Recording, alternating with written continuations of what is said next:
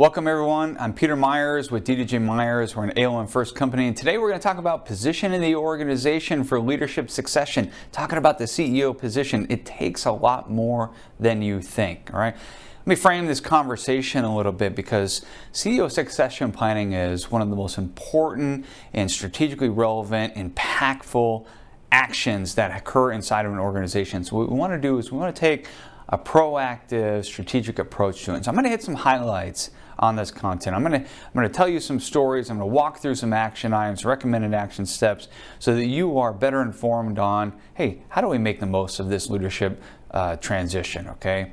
So a little background on us. We have an executive search firm. We do a lot of CEO searches and help leaders on board. We help CEOs off board. And so some of this content is coming from our best practices. We work there. This is also, we're hired by CEOs to help them transition and ready the executive team and leadership ranks for the next evolution of their organization, which includes CEOs transitioning at certain points in time and making sure the executive team is ready for that transition. We also won an innovation award. We actually got two, one in 2013, one in 2021 for our emerging leaders in our virtual emerging leaders program.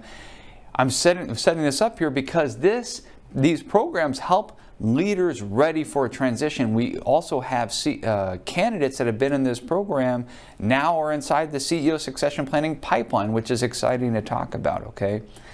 So first, let's start off with, being proactive. We don't want to surprise executives with the concept of CEO succession. So you want to open the conversation to them proactively. That doesn't mean, hey, I'm going to retire on this day and this time and this year, etc. But you just start to frame the conversation. You start to say, hey, look, what is your perspective, each of you, about CEO succession? What I'd recommend is during an executive team meeting, say, hey, I'm going to meet with each of you, and I want to hear your thoughts and your understanding. What does CEO succession mean to you? What's important to you?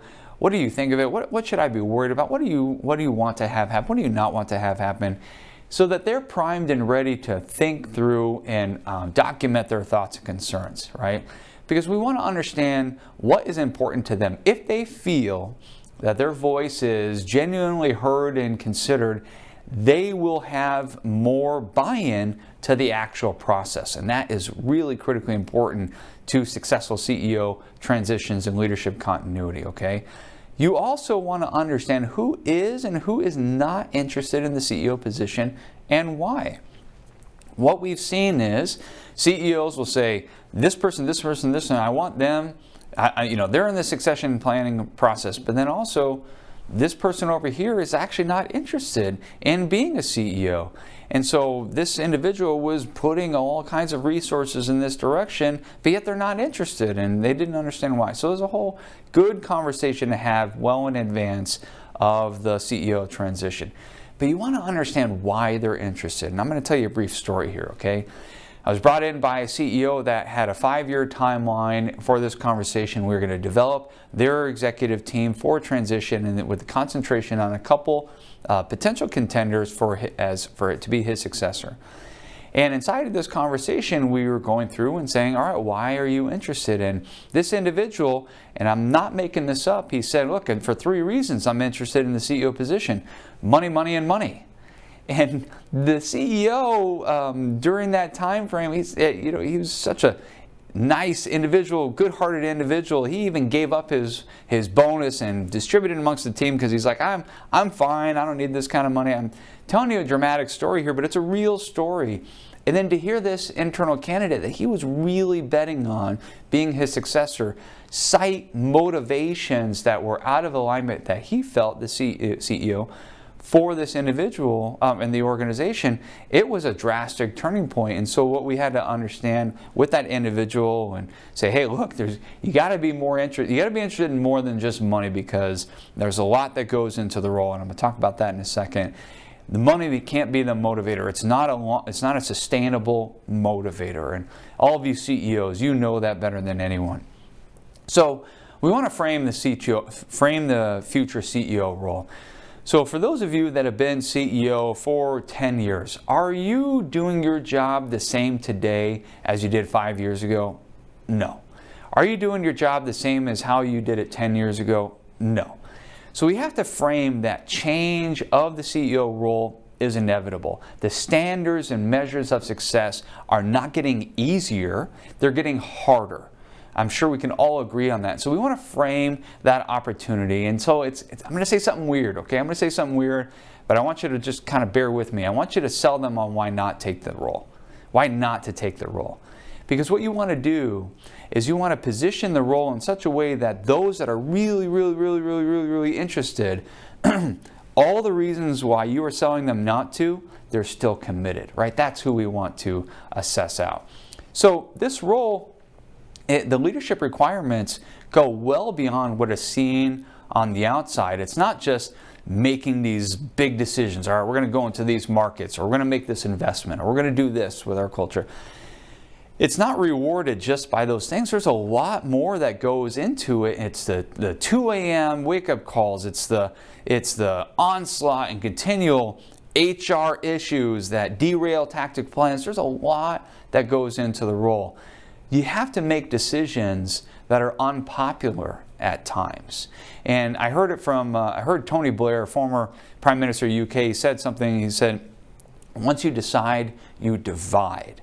And so there are going to be issues that are unpopular. We're going to have an executive team, half want to go this way, half want to go this other way. And you have to make the decision. You can't just find an opportunity for us to all get on the same page all the time. And so that becomes a requirement that you have to then galvanize the team to move forward, right? And you can't just make that decision, we're going to go left, right? You have to galvanize the team, say, hey, look, we need to move in this direction. We've made this commitment. We have to make the most of it. And selling them on that vision is hard. And not just the executive team. You have to go beyond that. You have to sell other people on that vision. It's part of the requirements of the job. And I think it's more a requirement today than it was 5 years ago, 10 years ago. And I think it's going to be more a requirement in the future. So continuing to frame this role, we want to think about it like this, that it's the leadership characteristics are of the utmost importance. It's not just about how well qualified from a technical or hard skill standpoint. It's the leadership skills, and it's how you work with people. One of the things we say to boards is we build out a CEO position profile, but also we want you to, and you work through the requirements, you want to think, board, you're hiring not just the expertise and the resume. You're hiring someone that can grow into a leadership opportunity. You're hiring potential, okay? And so I think Maya Angelou said it best, right? So people will forget what you said. They'll forget what you did, but people will never forget how you made them feel. And so what I want you to think about when you're selling them on how to not take the role, right? Or why not to take the role, can they engender loyalty to that kind of degree that when you make an unpopular decision, when they disagree with you, that can you still inspire them to give them their best effort? And that's a hard charge. And it's okay that not everyone can do it. It's okay that it's a difficult position. The kind of energy that it takes to take the organization to the next level, gosh, there's a lot. All right, so let's talk about the role a little bit more specifically, okay? Because the role is going to be different in the future, right? There is a business cycle that you can look at in your CEO tenure for the organization where you're rolling up your sleeves, you're digging in, you're helping to build some of these things, and then you're building the leaders to then run with that machine into the future. And then you're also starting to spin up this other plate of, okay, what's the next opportunity? What's the next obstacle we have to look at? And you can look at a cycle of those, and it's going to continue that kind of way, right? And so what's the strategy? What's going to be required of the future? Because as we make decisions, they're going to change the way that we do business. And then also, the way decisions are made is also going to be different, because decision making, as organizations continue to grow, and I would wager become more successful, we have to then look at becoming more efficient. And one of the ways that we can become more efficient as an organization is to drive decision making to the lowest possible place inside the organization. And that's going to be decentralized. The five of us can't make the decisions anymore. We got to empower the leaders. We got to train the leaders to do it, right? But that creates the efficiencies, but then also increases the likelihood of decisions are going to be made out of alignment with what we originally were intending or thinking. And so we got to continue to work that process, because that is part of the CEO's job, is being down there with the operational managers, making sure they understand the constitutive guidelines that we have as an organization, where we're trying to go. So that's part of the deal, okay? And then worse yet, this is going to happen is that people that we're empowering to make decisions, they're making decisions with incomplete and maybe even inaccurate information. And so maybe they're making decisions in conflict with each other. And that's part of the deal. It just happens. The CEO is accountable for that, though. They have to make sure that their alignment is throughout the organization and they're working that channel. So as we keep looking through this, it's not an easy job, and the job's not getting easier. This all goes to say that, look, the CEO has to have a vision. You have to be pointing in a particular direction. You have to have the ability to say, this is where we are today, and this is where we need to be tomorrow. This is where we have to be tomorrow. You have to galvanize people in a direction. This is the future of our business, our culture, our member impact, our functions, our roles, the functions and the responsibilities, what we're after, before our talent leaves. What I'm trying to say here is that there are candidates, internal candidates that I'm working with today that want to be a CEO contender, but they can't even look 6 to 9 to even 12 months out for their own functional area and envision what it should look like. Yet they want to be a CEO candidate. It's going to be a very difficult challenge. We're trying to position them to be, not just get the CEO role, but be successful at the CEO role.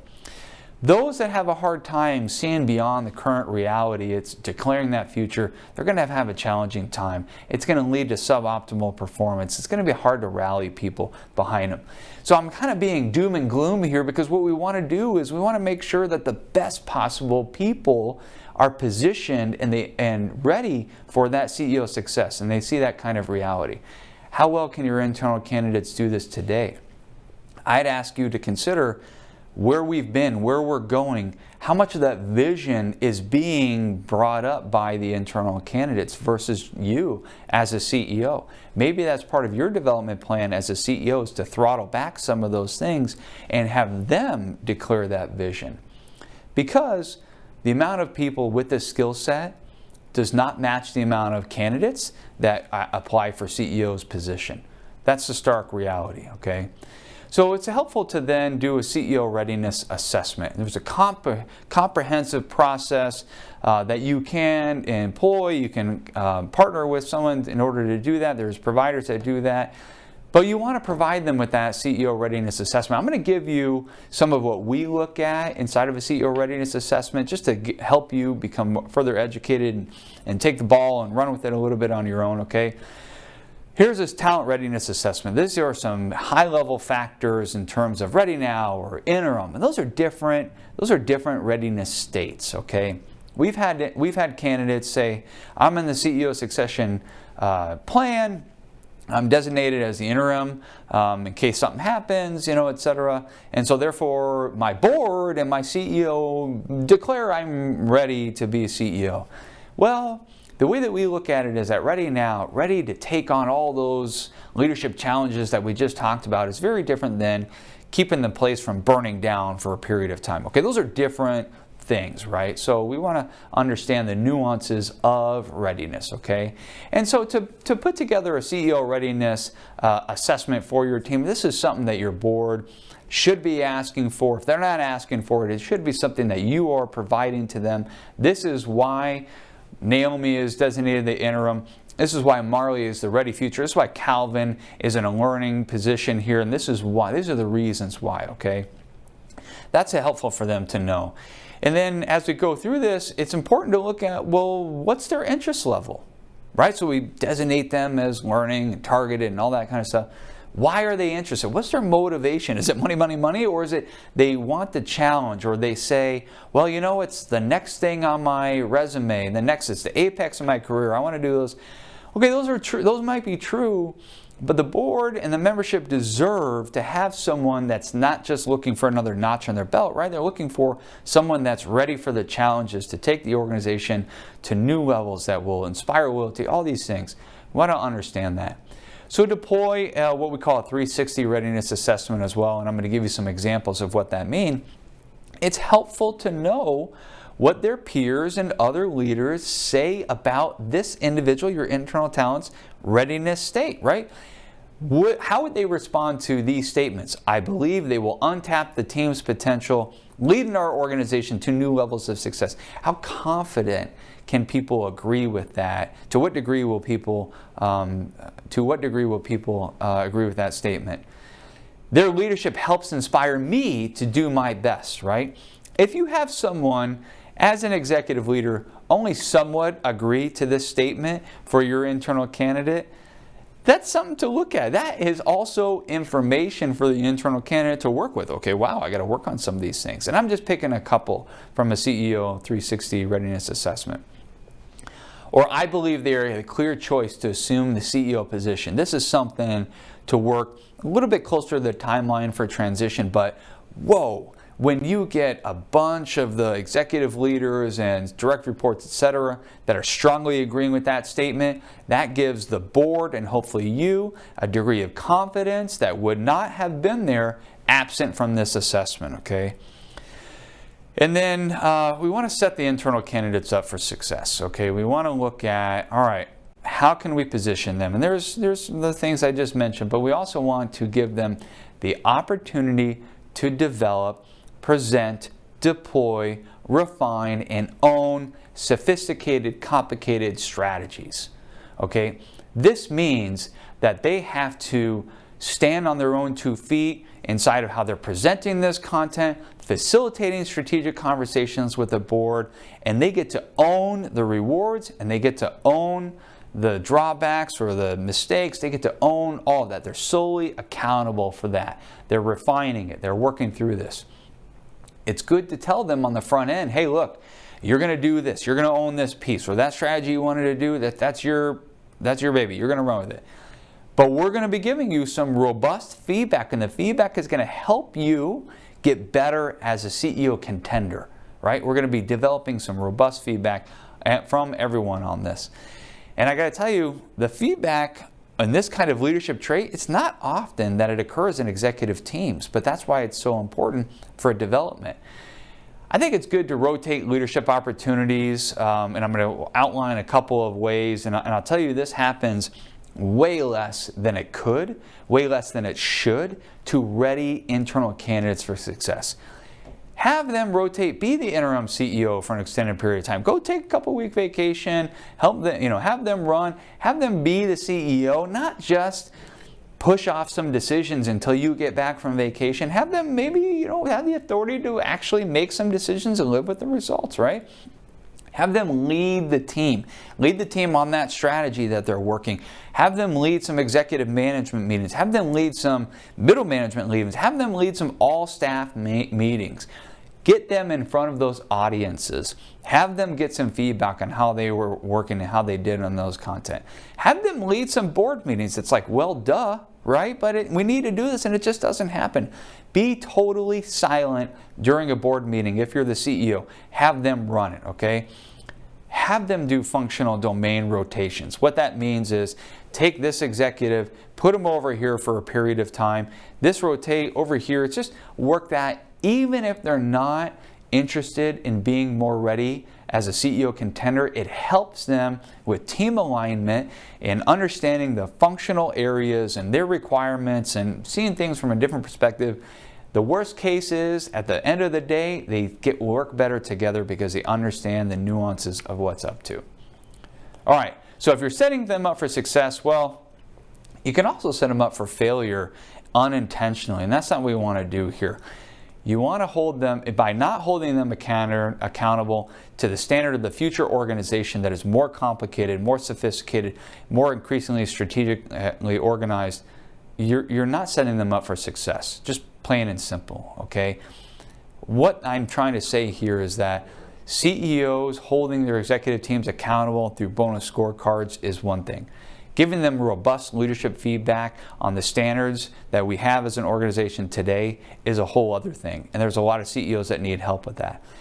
Taking it to the next level to say, hey, look, the standards of the future organization are even more robust, and I'm going to start holding you accountable to those to help you get successful. That's different, okay?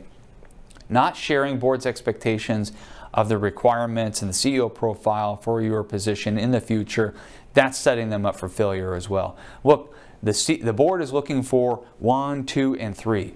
You've got 1 and 2, and you don't have number 3, so you need to figure out how to get number 3, and I'll support you in that kind of way.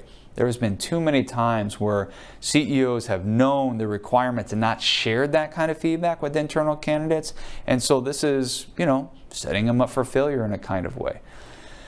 All right, triangulating strategic alignment with the team, allowing for silos to go unchecked. That is not helpful for internal candidates. Sometimes when we've been brought in towards the tail end of a CEO's tenure to do a CEO search, we've got internal candidates that are really working against each other. It's no one wins when that happens, right? And triangulating that. And so you helping them or providing the framework or requiring them to work through that, that is important, okay? All right, not providing your most helpful and probably rigorous feedback on their development opportunities. I'm going to tell you a brief story. So I have a daughter in college, and as she's been going through this, my wife and I and she had some standards, and I'm trying to say this as best I can. There was a point in time where we said, hey, look, we're going to give you some harsh feedback because we want you to be successful inside of college. And we're going to give you some very direct feedback because you deserve that from us. If you don't get this feedback, we were worried you won't see your blind spots. In that conversation, it clicked for her. Oh, wow, these are blind spots for me, and I wouldn't have known it if you didn't give me that rigorous feedback. It didn't feel good by getting that feedback, but it then opened my eyes to these blind spots. Now I can take new and more informed actions. And I'll tell you, executives need this. High-performing executives crave feedback. They need it from the CEO, okay? All right, now let's transition a little bit. Let's go a little more broad. Let's talk about positioning the executive team for success with a new CEO. And this can be a game-changing event because when the next CEO is successful, everyone wins. And so there's ways to position and posture the organization today for when the next CEO comes in. So the next CEO, they're not necessarily looking forward to ironing out all the wrinkles in team cohesion and alignment. So attend to that well in advance, because when they come in, they're going to be looking for, are there fractions, are there cracks in how well we're aligned or what? And if there's friction and the board is charging them with going, making strategic competence, huge leaps and all that, do you think the new CEO is going to want to deal with all that kind of stuff? No, they're going to be looking for the quickest way to attend to that. And that's not always appetizing for everyone, okay? Have a well-documented, ET embraced, executive team embraced, board supported, really board understood and supported strategic plan that provides an abundance of clarity about where we're going in the near term. Why am I saying this? Too often, the strategic plan that executives come up with is not very robust. The executive team is not on the same page about it. And so the CEO's first charge then becomes, all right, now we got to have a strategic plan. We got to work through this thing. It helps the new CEO come in to say, where are we trying to go? What's important to us? What's happening over the next 3, 6, 9, 12 months? What's the plan? It doesn't mean that they can't change it. It means that, great, we're already in motion. Resources are being allocated and deployed. And I don't have to fix anything. I can build on top of it. So having this is very, very foundational. Now, here's a tricky one, okay? So let's say you're a year out from transitioning. You got a retirement. You got your phone counting down the days, 362 days left. And you have an executive that leaves the organization, right? Should you replace that executive for this? Or should you wait until the next CEO comes on board and so she or he can then find their own talent to work there? What you want to do is you don't want to make this decision haphazardly. Yes, you're the CEO. Yes, you're empowered to work and make these kinds of decisions. But you want to be upfront, I would say, with the board, wager the possibilities of waiting. Do we have some interim talent that, some internal talent that can serve an interim capacity? If you don't fill the position, and again, whatever the time frame is, if you don't fill that position and you have people that can keep the place from burning down, it actually makes your CEO opportunity that much more attractive to prospective candidates. Wow, I get to come in and be a CEO of this great organization that you position, and I get to help hire some team members that we can be on the same page from the jump. Wow, that's that much more exciting. So look through this, work through this conversation with the board, partner on those decisions, okay? As you continue to looking through this, right, we want you to encourage them, encourage your executive team. Hey, look, you're going to have a new boss, okay? How do you make that next CEO successful is going to make your life easier, at least initially, right? So commit to what they can do. Have them commit to how they can help that next CEO. It may sound weird, but if they commit to it, everyone wins. I'm going to give you some examples here, okay? What would be the impact if when the new CEO comes in for their first day, they park their car, they're walking up to the building, and the executive team and the board chair there are welcoming them, and they're saying, hey, welcome to XYZ Credit Union, and we're happy to have you here. How different of a tone would that be than if no one introduced them or welcomed them on there? That sets a particular tone. It demonstrates to that new CEO, wow, they're here to make sure I'm successful and feel welcome, and we can start running together right out of the gate. That's exciting. All right, how about this? What if the new CEO were provided with the latest and greatest copy of the strategic plan, the org chart, and board packets even before their first day? Hey, look, new CEO, here's some major things so that you know where we're at today, right? You're equipped. You don't have to ask for them, right? Asking for them, it means that we're not being proactive, and that starts to lend something in their minds, okay? All right, how about this? What if each executive team member handed over their leadership development plans, inclusive of their resume, their professional aspirations, and development growth edge? Hey, Mr. and Mrs. CEO, here's my leadership development plans. I want you to know where I've been coming from. I want you to know the skill sets that I bring to the table. I also want you to know where I'm trying to go with my career, because I'm hoping that you can help provide me with some growth and leadership opportunities. And you know what? Here's some things about my leadership that I'm trying to learn, right? I'm trying to be this kind of leader. And so just so you know, you're well equipped on how to partner with me. I mean, that's very different, right? All right, and then lastly, it's kind of like the presidential letter, right? As the president of the country leaves a letter to the incoming president of the country, hey, look, these are my thoughts. These are my thoughts on the competitive position where we are as an organization. These are some competitive advantages that we've been exploiting and leveraging, and these are some that we did not. This is why we are today. This is why we decided to go with this core system. This is why this market, we entered these things. These are things that will be helpful for you to know as you are going through and capitalizing on what we've built in the future. What we want to say is positioning the incoming CEO for success, it takes some work. It takes some work, and this isn't just an afternoon conversation. We've got to think through this mentally. We've got to think through this emotionally. We have to take some actions before the new CEO comes in.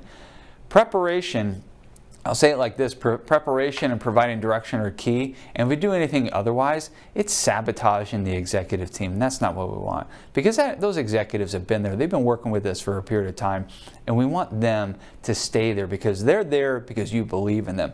Hopefully you want them to stay there beyond your tenure. So some final thoughts here is that, gosh, there's a lot of responsibility in the CEO position well before the transition. You can make or break other people's careers. You can make the next CEO that much more successful. And it's so exciting when we get to hear, wow, that CEO did these things. I'm so excited, so thankful for them, ever thankful. Now I can take it to the next level on that. And that's part of the charge. And that's what we're up to. So there's a lot to work in here. I'm giving you some best practices, give you a few things to avoid because we want to be on the same page prior to your transition. One of the ways to do this as you're working through this is help the board become aligned. If you are leaving the organization and the board is not aligned, wow, that's then a charge that the next CEO has to work for. So we got a podcast on the board alignment, the impacts of it, got some best practices on this, a couple articles to look at, helping your board look at their skill set and what they need to keep developing in their own minds to help the next CEO. That's also something to look at here. How you organize and recruit board members and how you evaluate and the skill set that's needed for boards in the future. A couple of additional educational opportunities. Hopefully you walked away with some content that is going to help you take informed and strategic action today. I'm Peter Myers with DDJ Myers. Thanks very much for watching this webinar.